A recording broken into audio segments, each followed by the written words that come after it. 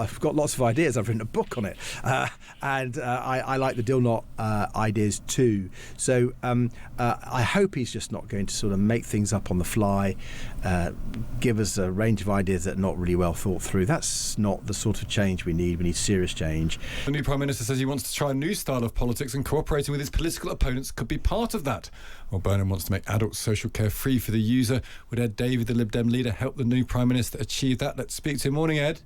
Good morning, Stig. Before we get to social care, which I mentioned in your thoughts on, we've just had the first policy of the new administration, VAT on electricity bills removed. It will cost £1.8 billion, and they say they're going to fund it by cancelling the digital ID scheme. But we know, including from Darren Jones, who used to be in the Starmer cabinet, that digital ID scheme was itself unfunded. So they've promised to fund something by cancelling something that was unfunded. This doesn't seem like a new way of doing politics to me. What do you think of it? Yeah, it's a bit confusing, isn't it? And I don't think it's the best way to help people with their bills. I think it goes far enough. It actually backs the call we're making today that we need a date for the first budget. What we don't want to see is a summer of headline-grabbing small policies like this, which confuse people, aren't really dealing with the cost of living properly. And let's have the budget where we can see the real Andy Burnham with all the figures in front of us to scrutinise. So, we absolutely do need to deal with cost of living emergency, and we do need to deal with the energy bills. Not convinced this is the right way to do it. Is it the right way of talking to the British public, saying, don't worry, it's funded. £1.8 billion, it's funded. And then literally the person in the cabinet yesterday says, no, we've never funded the digital ID scheme, so by cancelling you can't magically create £1.8 billion. I couldn't agree with you more. I think it seems a bit odd, and it's not very encouraging that it seems to be coming apart at the seams quite early. They're right to focus on the cost of living. No one's disagreeing with that. They're right to focus on energy bills. But I think they need a long-term solution. So we put forward something called our Essential Energy Guarantee, which would guarantee an allowance of energy at a discounted rate for everybody. You get more for if you're really struggling. That's not just a short-term proposal, it's a long-term proposal.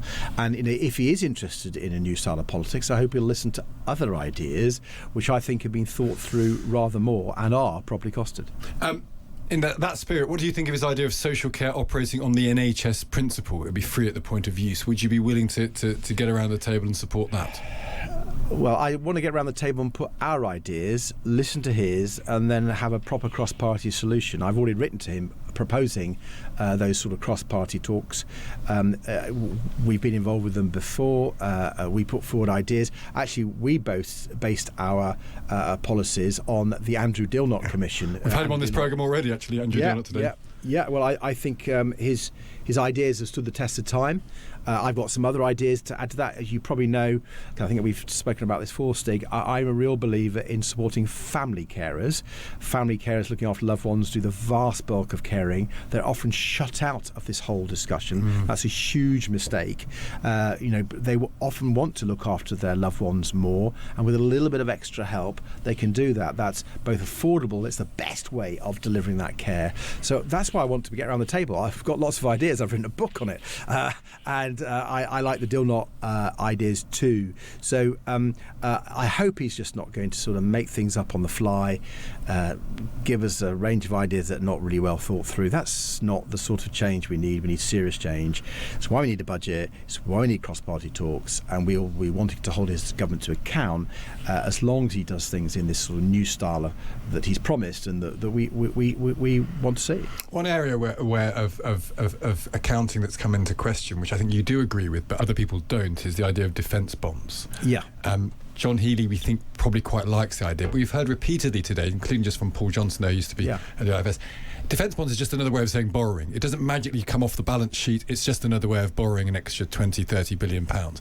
Now you can make the nation feel more engaged. It can focus attention on it, but it's just borrowing by any other name. Do you accept that point? You are increasing borrowing if you just simply sell defence bonds. I agree with that. I disagree with Paul that it's dramatically worrying for the markets, because if you ring fence it and are really clear that it's in capital investment in defence, I think it would be welcomed. If you look at what we've done in history, We've always borrowed when we've had to rapidly increase defence ahead of potential wars. If you look what's happening in Germany, they've changed the whole constitution to enable them to do the sort of borrowing that I'm arguing for. If you look at Poland, which has got the highest level of defence spending, increased it rapidly because it realises the threat that they face, that we face from Russia. It's the way to go. And here's the point. You can start the increase in defence spending more rapidly if you do it our way. Yes, in the longer term, you've got to find other sources. We're in favour, for example, of a European rearmament bank, so we can get private sector capital in. But you've got to start bigger and quicker than we've seen so far. And just yesterday we saw that Russian ship firing missiles in the Channel, and what that should be a wake-up call for the new government. If you look at what's happening in Ukraine, in Iran, in the Middle East, missiles, drones are the things you've got to guard against. Our country does not have a proper missile defence system. We would not be able to shoot down missiles and drones. It was pointed out in the Strategic Defence Review. Unfortunately, the Defence Investment Plan cut back on a programme to get a missile defence system. I think it's really, really urgent. And if that means borrowing a little bit more through the defence bonds in the sort of way that Germany and Poland has, let us do it. We've got to get this right. And I hope John Healey, from his experience in defence, now Chancellor, goes down that route that the Democrats have argued for. Ed Davey, good to speak to you. Thank you for joining us. Thank you. He is the Lib Dem leader. Well, the government is having to pay £111 billion this year in interest payments on the government debt. But despite the pressure of our growing national debt, Andy Burnham seems to have plenty of new spending plans in mind. One of his aspirations is to make adult social care free to the people who need it. That would be very welcome to those who have the misfortune to find they need care in their later years. But if users aren't paying, the rest of us will have to. And making social care free could cost an extra £18 billion a year. 15 years ago, just reflect that in your mind where we have this conversation, 15 years ago, Andrew Dilnot chaired a commission that looked into this. He came up with a widely praised solution to the problem, but a series of governments since then have found it too difficult to change the system. Let's talk to Andrew Dilnot now. Andrew, morning to you. Good morning. Can social care be made to operate on the NHS principle, which is free at the point of use? Well, certainly could be, but it would be quite expensive. Not a huge sum of money compared to total public spending of well in excess of £1,000 billion a year, but an extra 18 or 20 billion pounds is still significant, and I think could only be done if a new form of revenue was found, some form of extra taxation. Well, Boris Johnson tried that, didn't he? He tried an NI increase of 1.25 percentage points, which was then cancelled within 7 months. Is that what we're talking about here? You have to have what amounts to a hypothecated tax? It doesn't have to be a hypothecated tax. Boris Johnson tried to go down that route of raising extra money through what he called a health and social care levy. You could do that. You could increase the rate of another tax or widen the base. It doesn't have to be hypothecated, although I think history has told us that if this is to be done, having a tax with the name social care on it might well help. Does it mean a nationalised social care service? Is that practical, do you think? We have a national health service. Do you effectively try and recreate that system in the social care world? You could try to do that. I think going down that route is pretty hard, particularly in the short run, because at the moment the social care is largely delivered by private sector organisations. Many of them are non-profit making, but there are also profit making in there as well. Tens of thousands of them. So turning that into a nationalised service would be a pretty big ask. I think more likely what we'll see is moves to a slightly more national framework, national standards, taking some of the financial responsibility away from local authorities where it's sat at the moment and giving it to central government. And that would be national. So basically, nationally, you would fund the private sector to deliver social care.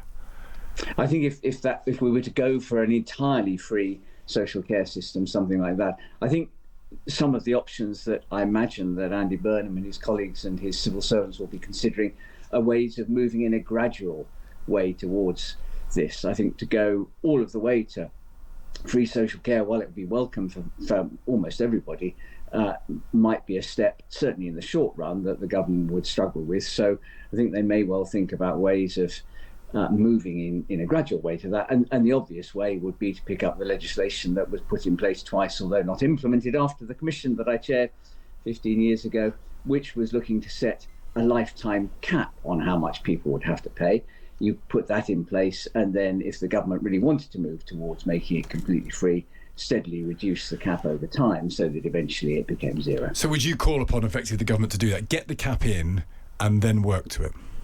That would be my inclination. They can do that with legislation that was passed in 2014 and then another set of legislation passed in 2021, and then move towards getting it completely free. But the critical thing, I think, is making sure that those who face really large overall costs over their lifetimes because they have long-term needs, that we help them first and gradually help everybody else. Why has this not happened, Andrew? This is a sort of basic question, an obvious question, but the legislation has been passed twice. Everyone recognises the need to do it. It's interesting that Andy Burnham very sadly has a dad who's got dementia, so he's actually living through it, and I wonder what that might be influence his decision. But we all know people, don't we? Everyone, the thing about social care is everyone in the country knows of someone who is going through the system in some way, and yet it's never happened. Yeah, and 80% of us are going to need it ourselves before we die. One thing that you definitely need for it to happen is a Prime Minister who really cares about it. And ironically, that this is one thing that Boris Johnson did care about, and had Boris Johnson continued as Prime Minister, the legislation that he got through would have been implemented. So we're going to have that again with Andy Burnham. It seems clear that Andy Burnham really does care about this. A second obstacle is almost always, and this is their job, the Treasury aren't institutionally inclined to be keen on new ways of spending public money. So you need a Prime Minister who will push the Treasury. You also need a strong Health and Social Care Secretary who is behind this. And there's always a risk that the Secretary of State for Health and Social Care will think, well, there's a limit to how much extra money I'm going to get out of the Treasury. And the temptation is to think that you want that more for the NHS than for social care, because at least in the short run, that's where the politics is. We have a problem in this country, don't we? But it's also all of us. We also all need to make more noise. As you say, almost everybody knows someone who's been in this situation, but often by the time you've finished the social care journey, you're so exhausted, you don't become a campaigner. So the whole population also needs to emphasise how important this is. And we have this sort of weird predilection in this country to look at the emergency side of medicine as the most important, as if anything chronic doesn't matter. It's a very weird philosophy, isn't it? That as soon as there's money to be spent, quickly spend it on emergency medicine rather than on something that actually we might have to endure for a longer period. I think there's certainly part of the whole wider political landscape is that there's a tendency to focus on the short term. And an emergency is more likely, it seems, to attract money than something that is chronic and long-standing. If you have an early onset dementia that is going to be with you for 10 or 15 years, that's an enormous burden. And I don't think any of us can think of a real reason why we should treat that differently to somebody with heart disease or cancer. Just before you go to word, do you have faith, Andrew Dilnot, that this is going to actually happen? I have hope. It's a slightly different point, but we might have to stay with hope until we get anything more concrete than that. Andrew, great to speak to you. Thank you for taking the time. Thank you. Bye-bye. That's Andrew Dilnot there. Sir Andrew Dilnot, who chaired the commission that looked into social care. The legislation has been passed twice in the last 2 decades, as he says.